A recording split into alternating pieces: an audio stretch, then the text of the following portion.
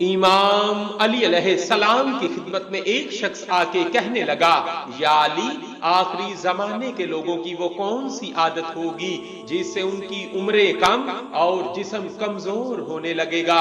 بس جیسے ہی یہ پوچھا گیا تو امام علی علیہ السلام نے فرمایا، اے بندہ خدا، یاد رکھنا آخری زمانے کے لوگ دو طرح سے اپنے جسم کو بیمار اور کمزور کریں گے۔ پہلا، رات کے کھانے کو چھوڑنا شروع کر دیں گے اور یوں ان کا جسم کمزور اور بیمار ہونے لگے گا۔ میں نے اللہ کے رسول صلی اللہ علیہ وآلہ وسلم سے سنا کہ انسان کے جسم کے لیے رات کو کھانا کھانا ضروری ہے، چاہے وہ ایک کھجور ہی کیوں نہ ہو، اور دوسرے وہ ہوں گے جو رات کے کھانے کو زیادہ مقدار میں کھائیں گے اور فوراً کھانے کے بعد سو جائیں گے۔